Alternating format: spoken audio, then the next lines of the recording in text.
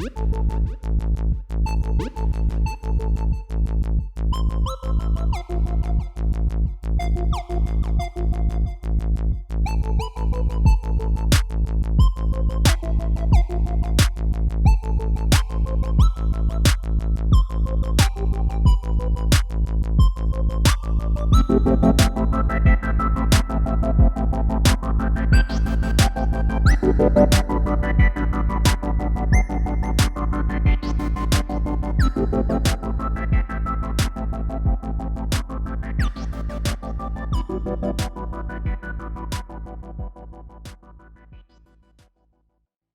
right, look at this fancy new setup we have going on here. Yeah, we flipped everything. Welcome to episode 12 of the Whiskey Podcast. I'm Chudata. I'm Nate Fu.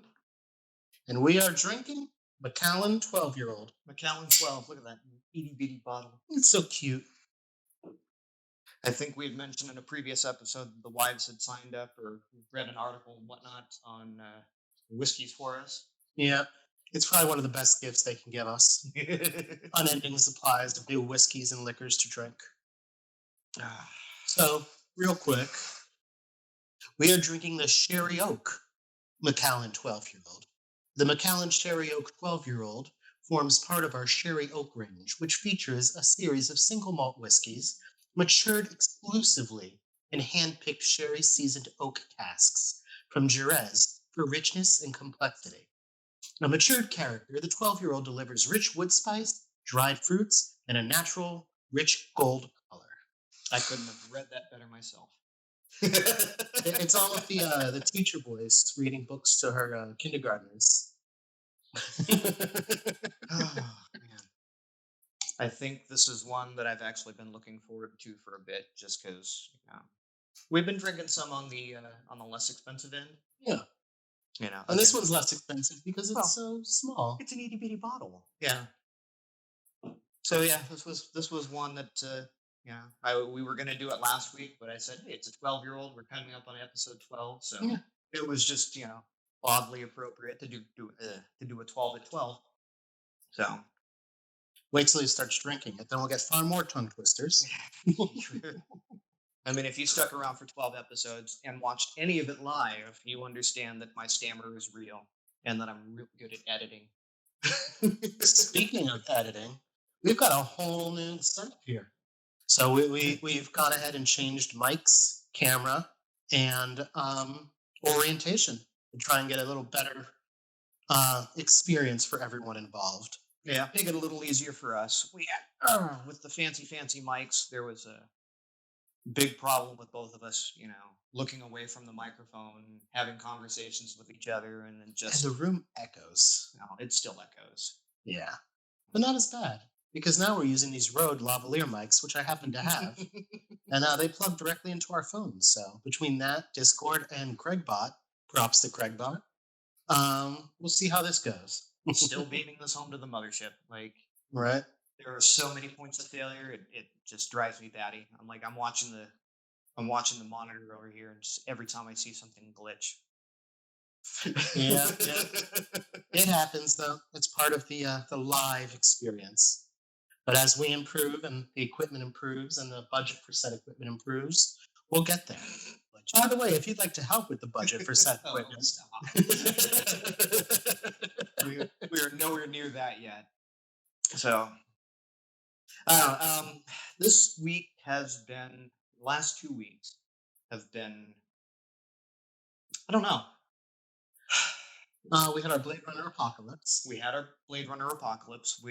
I'm looking outside and it's nice to see blue skies for the first time in a couple of weeks. So we had fog this morning, not smoke. Right. It was a nice change there.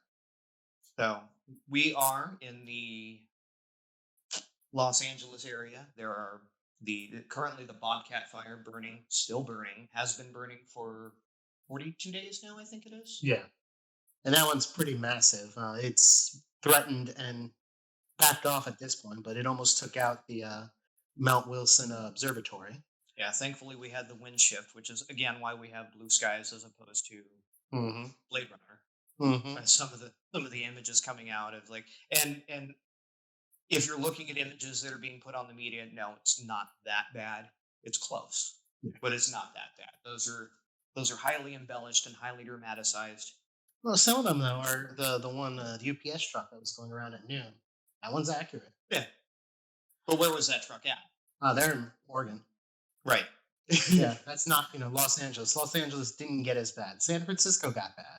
Yeah, our friend of the show, or friend of multiple shows that I listen to, Joshua, who lives up in Montana, is actually seeing fallout Yeah, from the Oregon and Washington fires. That's Montana. yeah. So Yeah, I yeah, like the article that went around. They're starting to see smoke all the way in New York City from the West Coast fires, yeah, even parts of the Midwest. even parts of the Midwest. It's like you'd have to fly over the Midwest to get to New York from California. Flying? Yeah, Who's flying? the smoke apparently. So yeah, no, it's been nice to have some nice fresh air, be able to breathe. Yeah, Long- breathing's nice. I've been sick the last couple days from it all. Finally, clogging up my lungs. Yeah, it's been fun going into work with a sniffle and a cough, and every time you go and they go and immediately separate like 15 feet back from you. Ugh, It helps to enforce the 6 foot rule, though. it does. That was the other thing that just came up because we are going into flu season. Hmm. Um, Yeah, we'll be getting our flu shots Wednesday. where are you going for yours? Kaiser right around the corner here. Okay. Yeah, because I know they were talking about Kaiser, or they're giving us vouchers for CVS. We usually do one on site, Hmm. but they aren't doing that out of interest of the safety of the administrators of Yeah. the flu shots. So yeah, we have to. We're on our own to do that. But yeah, one of the things that we brought up was okay. So if someone comes in with the flu, how do we know it's the flu and Right. not the COVID? Right? There are so many similar symptoms between COVID-19 and your seasonal flu and smoke inhalation, right? Shortness of breath, coughing, right? We have some of the worst air quality right now. At what point in time does that, do we just assume the worst and send everyone home for 2 weeks?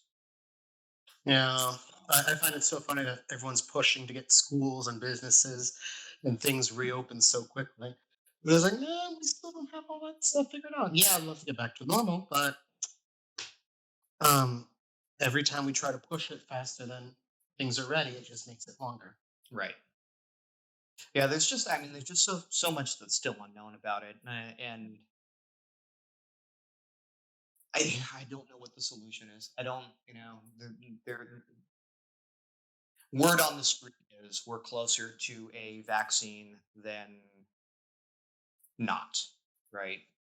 They're in the trial stage. Obviously, things are being accelerated. I don't something's got to give, right? All right. I think we are also in an economy tipping point with all of this. A lot of companies realize, oh, people can work remotely. And a lot of other people are starting to use this time at advantage because they're forced to have to start their own businesses, their own companies, their own other means of doing things. Like we're doing with this podcast, starting our own thing. Right. Because there's not a whole lot of other options. There wasn't a lot of other things going on. So I, for one, welcome our new robot overlords. No, that's the wrong message, but you get the idea. I don't know. We have a bot that's currently recording us now. So Yes, all hail overlords. thank you, great bot. Yeah. Well, on top of it, my little girl's been very specifically teething and growing the last couple nights. So on top of everything catching up with us, she screamed for about 3 hours straight last night. Uh, Kids are great. I don't Yeah. I don't envy you because I remember this. I've done it Yeah. twice now. It was inevitable. Second verse, same as the first. The third stanza. Uh, Um, yeah, I think we warned you, and it's just one of those things that you have to experience. I If you are a sadist towards your friends and family, they will tell you have to experience. If you enjoy sleeping in and having hope of a better tomorrow, perhaps you may wait on the kids a little bit. But if I tell you all the horrible thing, you don't have kids. I've, I've been there for all the horrible things. If it's a day that ends in Y, you guys are here. You think you'd be a grizzled old veteran, but you know what? I'm grizzled and old. It's different when they're yours, isn't it? Yeah. That's and that's something that you'll constantly hear from parents that they'll tell you it's the greatest thing ever, and then you watch them suffer and literally go gray before your eyes. I can show you, the Facebook it's Stockholm memories. syndrome, isn't it? It's somewhat like that. Yeah. To all the parents out there, think twice if you're in trouble. If you're being held hostage by your own children. Mm-hmm. Yeah. But Yeah, your 3-year-old pretty much runs your house. But as she said to your wife the other day, your poor choices hurt me. So not only is she like mimicking back phrases that you guys say to her, but she knows how to use it. Yeah, she puts a nice spin on them. Like, Daddy, you hurt your face when I kicked you. Yeah. Daddy hurt his face when I hit him with my hand. Yeah. There is not enough scotch in this bottle for that conversation. Mm-hmm. But yeah, so you're in the stage where you're going through teething and growth spurt and mental milestones. Yeah. Oh yeah, she's got that object permanence thing developing now. And those are, while they're frustrating as fuck, it's so nice. It's good to see those. Yeah. Happening. It's like one of my former bosses told me when we first announced that Sarah was pregnant, Mama Bear, that you will be surprised how much your view of poop changes. Because when it's your kid pooping, you're like, oh, thank God, everything's still working inside. Right. It's doing what it's supposed to. Meanwhile, your kids are still, freaking out when the bathroom backs up or something like that. And you're like, oh, she's 17, but everything's still working inside. It is truly life-changing. Mm-hmm. I love my kids. I really do. Meanwhile, this morning, because I get the baby first thing in the morning when she wakes up, which is 6-ish every morning. I think part of the reason she was so upset and awake last night is the solid piece of poop that came out and was waiting in her diaper was about half the size of her head. And if I had to process that all night, I would be in despair. So I can only imagine how little baby girl is dealing with all that. I mean, props to her. She managed to get that one out. Are we going to get it back into talking shit? That was how many episodes ago? Only 2. We're getting better. We're getting better at the potty training. Apparently today, B stopped what she was doing, looked at Mommy and said, "We need to go to the bathroom," and actually sat down and did her business. Mm-hmm. As opposed to, I think it was a week ago, she's sitting at her PlayStation, and all of a sudden I see her stand on her toes. Mm-hmm. So I get a nice view as she's dropping a turd, I do not, the size of my fist. Mm-hmm. I don't know how this came out of my child. I don't know how this would come out of myself. Right. I knew your daughter did that because the first thing she needed to do was call and tell her Auntie Bear, "Auntie Bear, I pooped all by myself." She's very proud of these moments, and we try to encourage that. That's been one of the making sure my mic is still picking up. Yeah. One of the turning points in the potty training routine is the encouraging self-actuation. Right. So you'll get there. Oh yeah. I'm sure you've learned many, many lessons from Brooke Oh yeah. that you will Patience modify is a and virtue yes, that I need patience to and develop. patience and bleach wipes is a Oh God, must. yes. Ah, Silent pauses. We both have to take a sip after that one. right. Uh, but no, the kids overall. So we're in third week of school now, Yeah, right? something like that. Third week of this of school resuming. Um, your kids are not quite walking nude onto the camera while your wife's teaching as much as they did the first week. Yes. So there's some progress there. Thankfully, mine are Um, old enough that they understand time and place. but do they? Well, they actually do. Like, my daughter only says the word shit or fuck in the car because we've taught them that those are car words. Indeed, that is very true.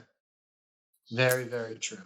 So it wasn't a far reach for us to look at our oldest and go, there are rooms in this house that you can be naked in. Mm-hmm. Daddy's office is not one of them because mommy is teaching and mommy's on camera.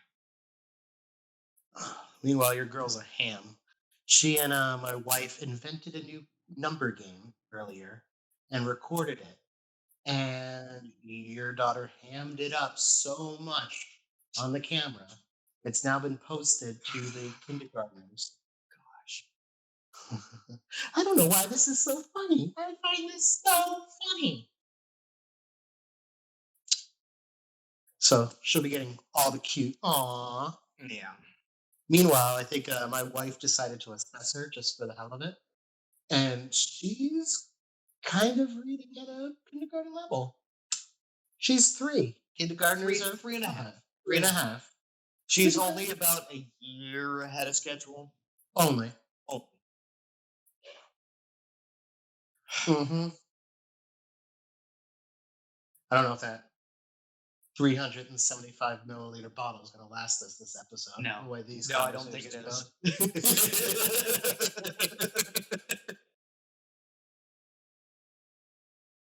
we sip again. go. But so yeah, you're going through leaps and milestones and growing pains and teeth pains, and it's been this is the fun part of the early point of fatherhood. You know, and I've been thinking about it. Were this any other time but COVID, I very well might be out of the country right now for work. Right. Because that's how my work normally is. But instead, I've been here for the last 7 months and seen everything develop. Whether I wanted to or not, I've stepped into a war of attrition. And that's kind of a funny thing is my wife actually brought that up the other day. The frustration that you have with the last 7 months you've been stuck in this house watching your daughter develop.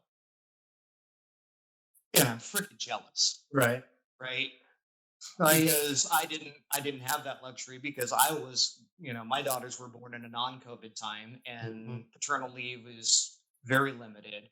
And I actually went out of my way and exhausted most of my my holiday pay or my vacation pay so that I could spend a month at home with my daughter. And then our second one came so fast, I didn't reaccrue enough time that I could spend that much time with her. So, like, there's part of me that's like, boo-hoo you. You've had to sit at home for 7.5 months and watch your daughter grow and watch every developmental milestone. And then there's part of me that goes, I'm so happy that I can go to work some days. And it's calling myself 8 hours of reprieve from and it's a routine. Like I jokingly tell my wife that I'm her trophy husband. Right.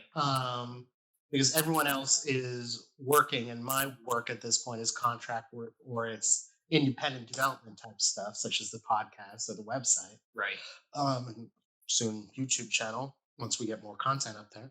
But someone send him back to work, please. But that's all. But that's all my schedule and my time. Right.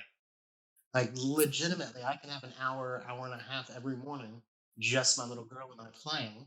Right. And I've got a bond with her that I don't remember ever having the opportunity to have had with my parents growing up, Right.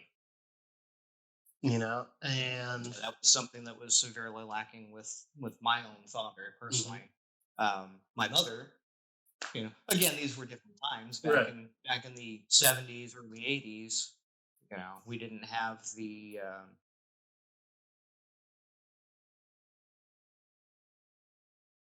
environment where mothers were working all the time, Right. right? There was still that Stepford mentality where the man went out and he earned his living, and the mom stayed home and took care of the house and took care of the children. And Well, you look at that a lot right now, and you know, again, I was writing this for the a blog post earlier, but it's like a lot of this typical stereotypical job requirements for being an adult or being a parent Mhm. are completely different as we listen to Frozen in the background. Um, the cult never bothered me, anyways. it didn't. But you want to build a snowman? Um, Doesn't have to be a snowman. uh, but because things have had to change so rapidly, and it goes all over the place. It's not just, oh, men are staying home and doing more. It's no, women have to actually participate in the job market Right. and also be parents and Mhm. moms.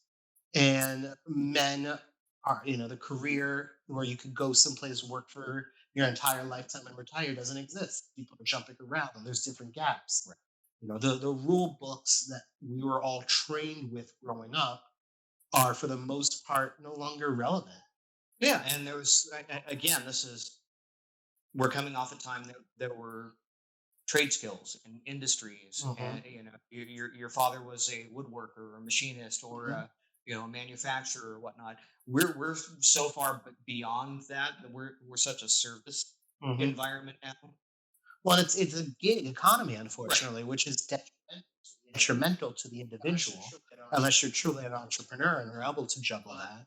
But people are looking at 5 to 6 different gigs to maintain a lifestyle that originally was a single Right. lifetime position.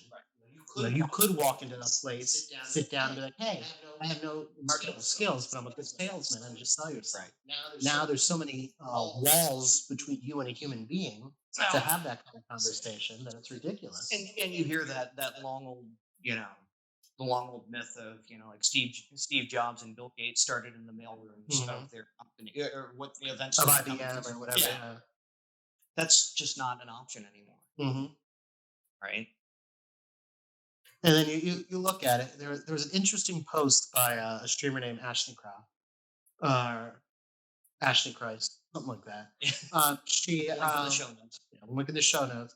But she's a streamer coach, helps people figure out content, what it is.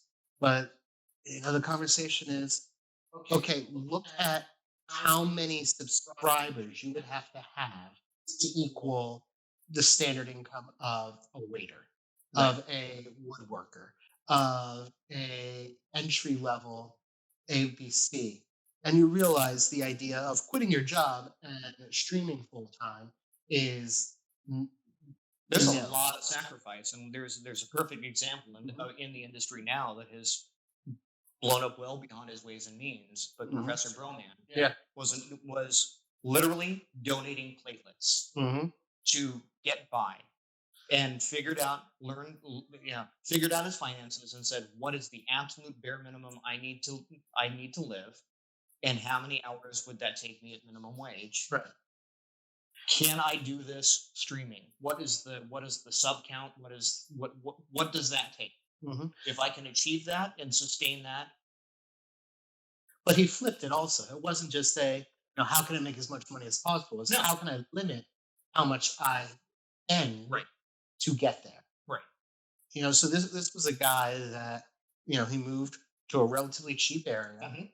mhm, Had another at the time when he was first starting this, after he and his first wife split. He was living with another streamer who's actually blown up as well. mhm, Aru. Um, and They basically kept their costs as small as possible. Then when he moved out, he lived in Florida in a small rundown apartment. Right. And he could get by on $1,200 a month. Well, $1,200 a month from a streaming standpoint is what, 600 subscribers? Something like that, yeah. So you start looking at those numbers and realizing, what's involved with it? But he's also been small. He's saved up more, lived as like a poor college student as long as possible. Right. Even And though he was he's also dropped out of college. Yeah, he was also streaming 12 to 16 hours a day Yep. to maintain that sort of. And now he's invested in a number of other companies and charities. And, each one of those companies they're developing on their own. And you look at the group of people he's with, and some of them, like, I stream for a couple hours a day because I know it's not making my money, but it's part of the outreach. I spend most of my time on the behind the scenes stuff because that's where most of our money is coming. And it's a fundamental shift that I don't think people realize. People look at the ninjas with like the Dr. Lupos. Dr. Lupo is a great example. Yeah. He was a network administrator, system administrator, making 6 digits. And he helped a friend start streaming, and he ended up blowing up as a result. And he eventually left his job making 6 figures because he had already gotten his stream to the point that it was able to cover where it was. While working 40 plus hours a week. Plus. Right. Yeah. Streaming 4+ hours a day. Yeah. With a kid, with a wife, with responsibilities. Yep. And I think that's one of the hardest things for people to hear. Tremendous amount of sacrifice. Well, it's sacrifice and responsibilities. Yeah. We jokingly a lot talk about how adulting sucks, but it's true. There's no preparation. There's no guide. There's no, A to B to C to the finish line to be successful as a adult.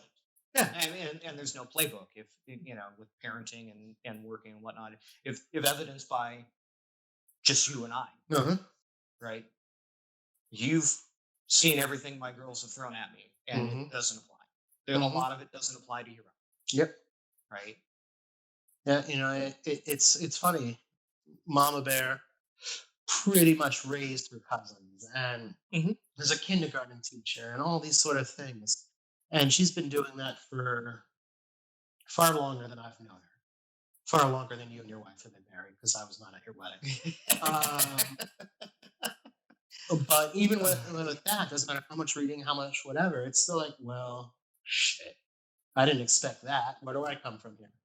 And it could exactly be, hey, I read this to, she read it to you guys of how to help get through it when it was your problem. But now it's, now it's my thing. How do I deal with it? Well, you read the book on it. Yeah, but it's the same. It's not the same.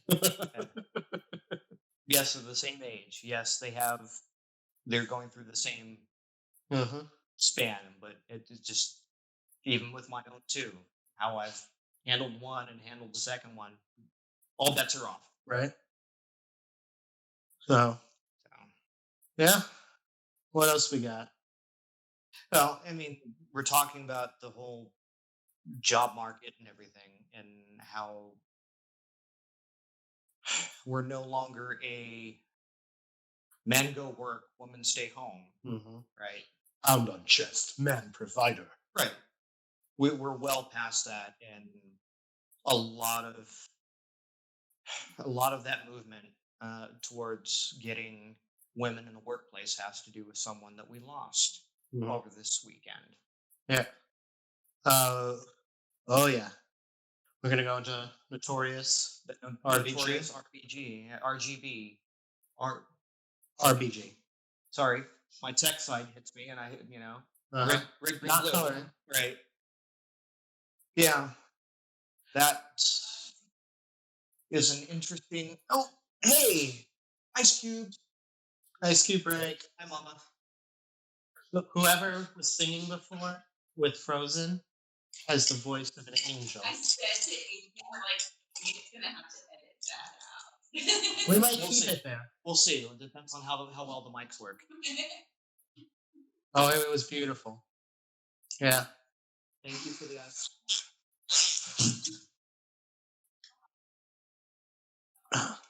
So yeah, Ruth Bader Ginsberg passed away at the age of 87, From complications with cancer. pancreatic cancer. Yep. Pour one out for her. Poured an entire bottle out for her. Mm-hmm.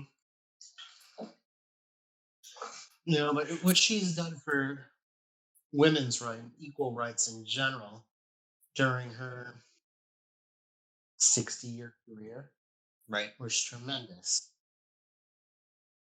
The problem is, and I think this was voiced very prominently, is the outrage and the pain and the fear that erupted when her passing was announced. That one person was seen as genuinely holding the line against a more It's all about totalitarian. representation. It's all about representation, and Ruth Bader Ginsburg represented a unheard and underappreciated segment of the population. Mhm. Right. The fact that that women have gotten as far as they have in the political spectrum and the job market spectrum, a lot of women's rights are directly credited towards. Well, she changed it, and it was after again going. I think we've talked about her on the podcast before. Heather Cox Richardson is a political science history teacher at a major university, and she does these daily letters on Facebook. Mhm. You could find her on there, but she talks about how after World War II there was a sudden push to actually do desegregation and that sort of thing, and this was actually started by Republicans Right. at the time, and they created a court that was, their interpretation of the Constitution and the law was all humanity, not just man as the word, but mankind was created equal. It became very evident when you sent all the men to war. Right, and the women stepped up, and it was the people of color that stepped up, and everyone did their fair share, and someone wanted that representation. And it was because of this era that you got your Roe versus Wade, got your the famous one versus the Board of Education for desegregation. Sure. And that's also where conservatives and, to be blunt, the white supremacist crowd started coming back and saying judicial activism and fighting for that and wanting a true quote unquote representation of the Constitution, which isn't a true representation of the Constitution. It's just one that favored a minority to maintain control. And we're seeing that battle unfolding now, less than 2 hours after RBG's passing. You have the Republicans already talking about filling a seat. Well, that means 3 conservative judges are being placed on the Supreme Court, and that has an impact for the next 40 to 60 years on policy and where the United States stands on certain issues. Yeah, and I mean, if you look at the numbers, as much as you don't want to say Trump is no president, he won the electoral, right? Mm-hmm. He lost the popular. We're talking percentage points. This country is literally split down the middle, 50-50 conservative, liberal, right? And every shade in between. Shouldn't our highest level of the judicial system represent that as well? Yeah. Well, any of the branches should represent that. And we can. And they do for the most part, give or take a couple of seats. The House represents it, I think, better. The Senate does not. It's close. How many seats? 4? Well, it's not just that, but it's who's there. Sure. It's I'm just talking the system, not the actual people in power, right? No, but if you look at, it's a 2-party system with a couple independents thrown in, but you know, there's the recent fight that AOC has had, where one of the Republicans are like, I can't wait for you to lose. Are you ready to go back to bartending? And she goes, why is that a thing? Right. I'm proud to be a working American who's worked and done my job and whatever, and now I'm representing people that do that here. My mother Why was is a some bartender. elitist, mentality that you have to be some rich boy with a family legacy to be representing the country? Right. That's not what America was made of. It's telling that we look at how much of religion here in the United States, how much of politics, how much of our own history is so washed that we've taken out the bad things or the things that don't follow a very specific narrative. They talk about MLK, Martin Luther King Jr., and being the peaceful protester. And what happened there?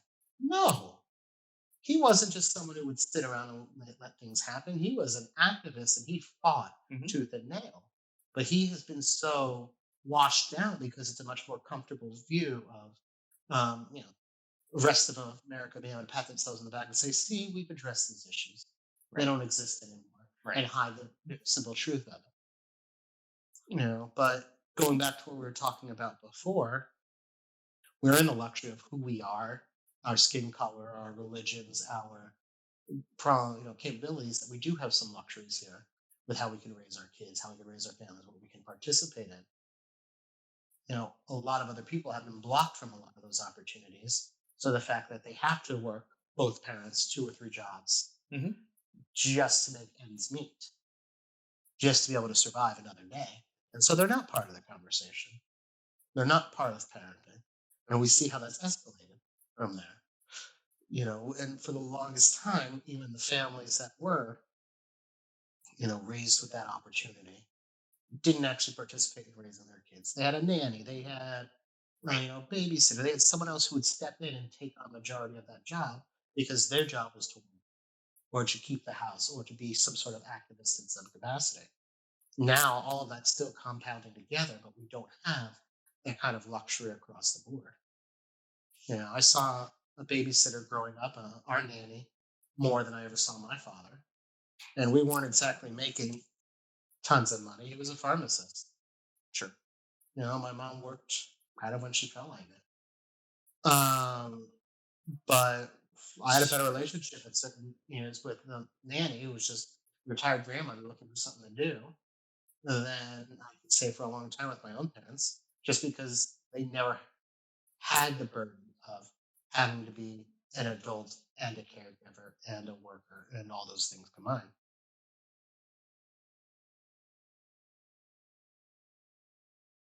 And then you have my mother that worked as a bartender at night and worked for the school district during the day as a lunch lady, holding down 2 jobs, just trying to keep a roof over my head.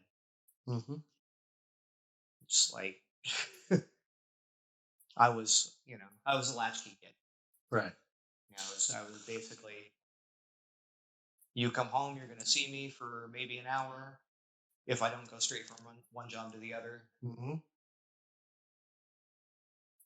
We look at those sacrifices now and how they've raised us. Yeah. When there's enough, hopefully, self-awareness, now we can see what damages and what, pros there were and all those things. And we can look around and say, well, how can we make a difference? How can we change that? What does that mean? And that's been 35, 45 years of hard knock life, figuring things out. But again, there's no textbook, there's no guide. No, and there's no rules. And the rules and the keeping up with the Joneses or what the goal is you're trying to do changes by the hour nowadays.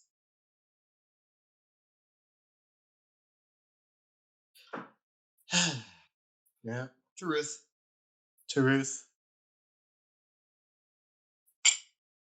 Let's hope that we can still keep making progressive moves. Right. That we're not.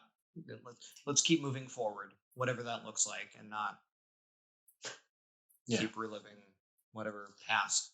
We've seen a lot happen in this past year, and I'm hoping most people open their eyes and realize what their place is in it rather than hide their heads in the sand and blame everyone else. Now I see a lot of that. It's easier. Yeah. It's It's- frustrating.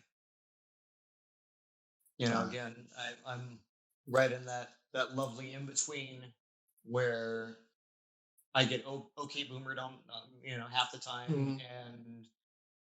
and I get people looking, oh, you're too young to understand.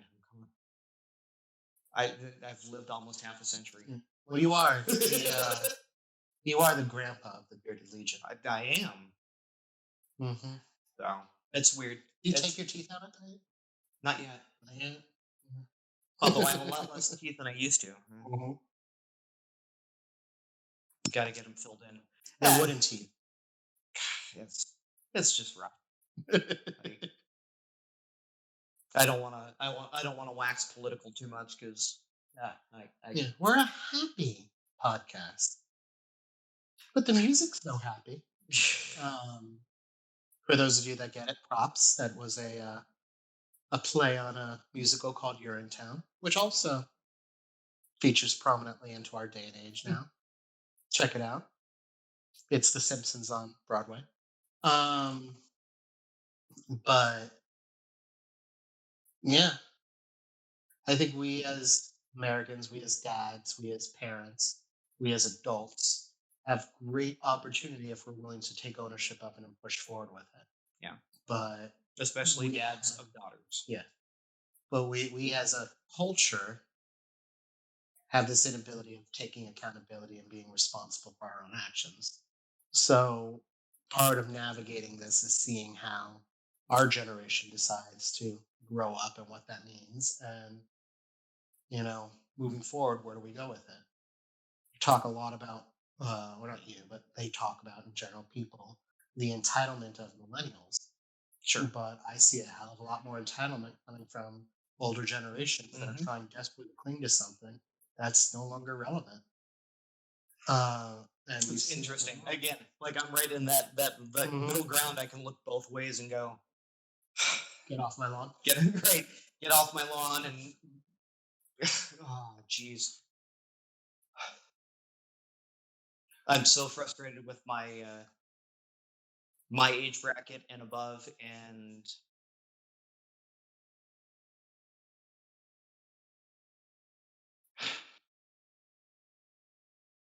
there's a lot coming up from the younger generation that is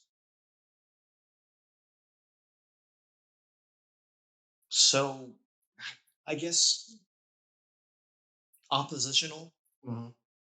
to everything that's coming from the top, and I understand it, but they've pushed back so hard that they've pushed the needle too far to the other side. Yeah. Right. Well, that's always going to be the case because Yeah. that's the nature of growth. It's now the extremes happen a lot quicker Mhm. and a lot more extreme because everyone has a voice. Everyone has a platform. Speaking of Speaking of platforms, platforms, let's transition into something a bit happier. Oh, I don't know. That was probably one of the most ham-fisted segues. Yeah, we were just going down a rabbit hole that Yeah, I don't we want don't need to go down. down. So, why don't we talk some gaming news and some tech news? Wait, I thought you wanted to be non-oppositional here. Well, with the PS5, which sold out in 17 minutes, mostly to bots, it sounds like. Since the last time we podcasted, we've had the Xbox Series X reveal, or Series S reveal, Series X reveal, the NVIDIA graphics card reveals and drop, and the PS5 Reveal and drop. Like, there's a lot of stuff going on in gaming news right now. And we're not even, let's not even talk about the Nintendo debacle with the whole Mario. Oh, there's that. Right. And then what was it today? Microsoft bought Bethesda. Well, they bought the holding company. Yeah, which that Bethesda's owns a part of. Bethesda. Yeah. Which is funny because Bethesda had so many PlayStation Exclusive. Exclusives. Yeah. Thank you. That's the word I was looking for.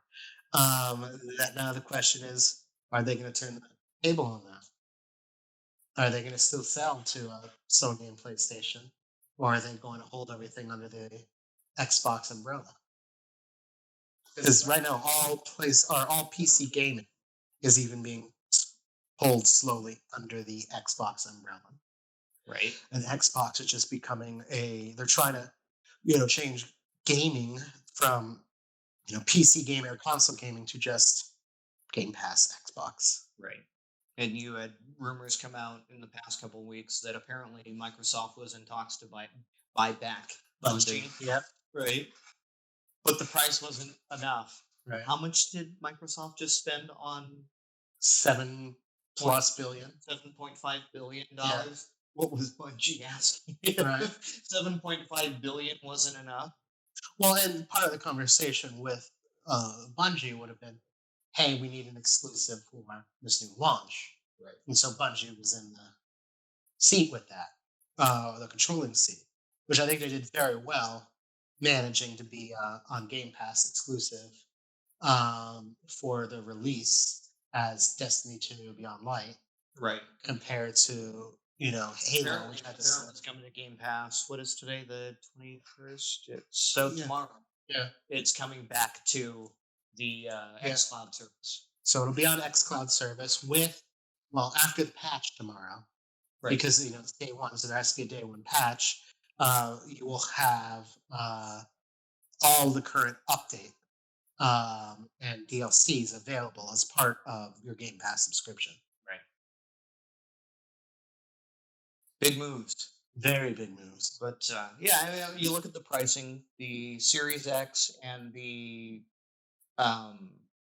drive, or the Blu-ray drive enabled PS5. Those both came in at $499, which is, I think it's under what the expectation was for most of the sites I read. They were expecting $699, even $799. Here's the fun part with the marketing of it. Microsoft released their numbers first. Mm-hmm. And then PlayStation, Sony came back, released their numbers, and immediately turned on pre-order at those numbers. Right. Which turned into a huge debacle. But, with the way some of these streaming services are working, with Game Pass, with PlayStation announced their own version of it, which is, as far as I'm concerned, far lackluster compared to what Microsoft PlayStation did. Collection. Yeah. I didn't even get any, it's a thing. It's just a What library. is it? Yeah. It's a library of all their old games. That's all it is. It's nothing new. It's not. So you can play their old games digitally. Well, how old? Because the PlayStation 5 is apparently only backwards compatible to some of PS4. Yeah, that's what it is. So at this point, it's nothing new, like new games moving forward, like the Game Pass is. But I lost my train of thought. Regardless, now there's a lot of people that are looking at the console war, and then Nvidia dropped the 30 series, and people are like, this kind of disrupts the entire console war. Right. Because you can get one of the most powerful video cards ever created for the cost of a cheaper console. Right. And I think I'm pretty sure I mentioned in our last episode, I had a friend of mine that reached out and was like, is this worth it? And I said, if you can actually grab one at that price, it is definitely worth it. But I don't think those prices will hold. And sure enough, they went like that. But I think those prices from Nvidia and company are going to maintain as long as they've got the supply for it. I don't know that, short of just getting luck of the draw, random roll of the dice, you're ever going to be able to get one of those cards at. Yeah. Well, already the 2080s, which were just released last year, that are twice the price of the 3080s are being released for, are stagnating at cost, and everyone who eventually wanted one was able to get it within 6 months. Sure.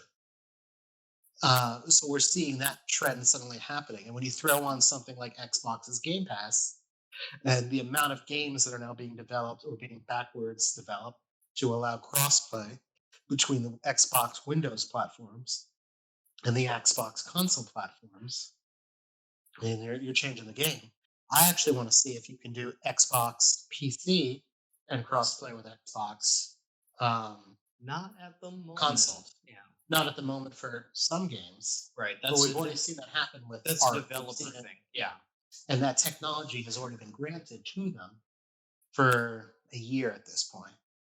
So a lot of the newer games that are coming out, or even some of the undeveloped games, besides the whole debacle with Control and how they were handling their upgrades and exclusives, they knew going into this far after, unfortunately, they made a lot of commitments, what these specs were, and were able to build a kind of second generation of their game based on these specs. So I don't know. It's exciting to see how this is all developing, but I don't think we're seeing a PC versus console war anymore, or console war in general. I think we're starting to see a what's the best access point and what's the best Right. plan to access it. It's a platform war. It's not a hardware war anymore. Yeah. It's there were your choice in consoles at this point, or your choice in platforms is where do your friends play? Right. Where's And your even then, it's being broken down. right. In 2021, Destiny is talking about being cross-platform.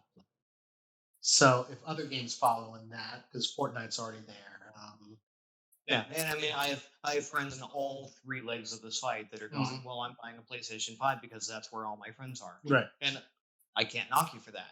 right, Right. I listened to a podcast today that was like, well, you play on Xbox because that's you play with friends. If you want to play a game by yourself, you go to PlayStation. And it's like, what? right. I'm hearing the entire Yeah. the exact opposite from the other side. So Yeah. And I'm looking at it as I'm probably not going to buy a new console at release. Yeah. Because I'd rather get the better video card and upgrade my computer, or get a new computer because mine's too old for that card to work, than sink the money into a specific console and not be able to go from there. sure. Especially since most new games that are coming out are backwards play. So I can keep my Xbox One, Xbone, and play with you if you decide to get the Xbox X or S or whatever. And there's no difference. Yep. I don't. Maybe I'm a homer. Maybe I'm a Xbox wonk. I think uh, Microsoft has handled this generational increase a little bit better. Well, I think Microsoft's been doing this across the board, even with their business stuff, is they're looking at the hardware as a giveaway. Mhm. And a lot of the basic access stuff is a giveaway. It's the overall environment that they're creating. Their office suite ties in with one another. Hell, I'm realizing right now that there are actual tie-ins between Microsoft Office 365 and Xbox, and they're increasing those tie-ins drastically. So if you're a streamer or a content creator or a gamer, there's already talks of, you'll be able to save this VOD directly to OneDrive Right. and be able to export that and make changes directly in the environment and move from there, all for the same subscription.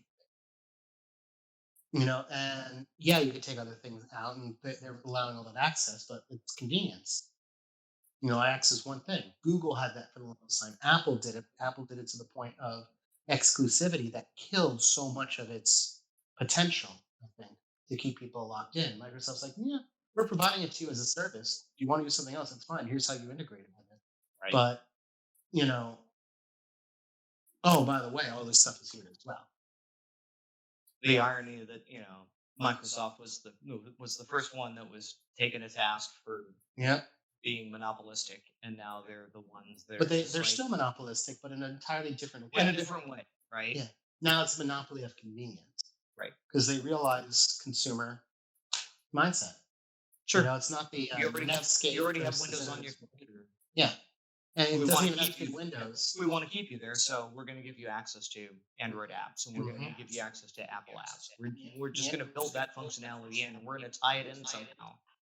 Yeah, and you look at the integrations, it's all there. Yeah. It's easy. Hell, we were doing most of the transition of just sharing files for this before we started our server through OneDrive. Sure. Because they give you out the door 1 terabyte of shared data. Because why not? Right. Right. For them, it's minuscule. But yeah. So what else we got?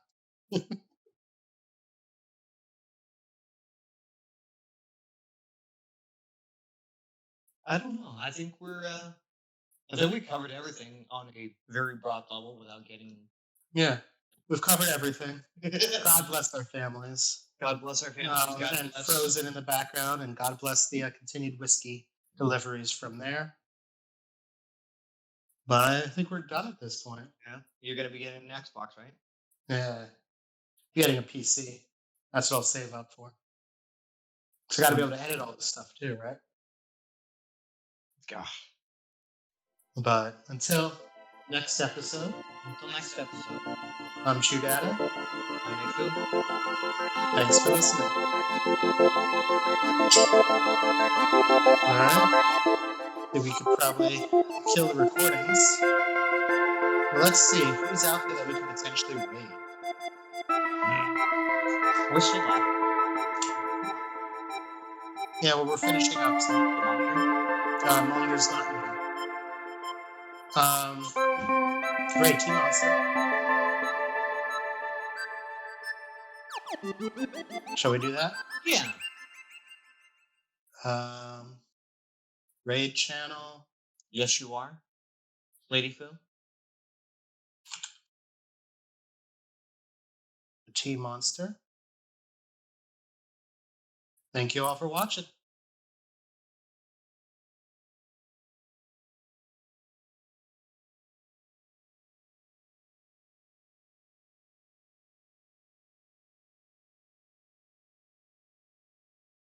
And we are clear.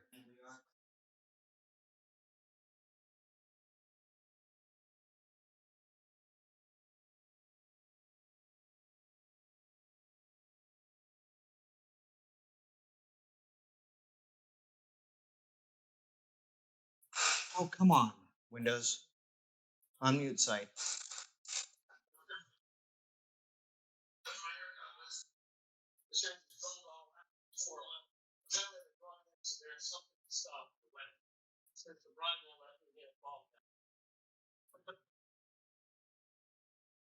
But when you go to the wedding, make sure.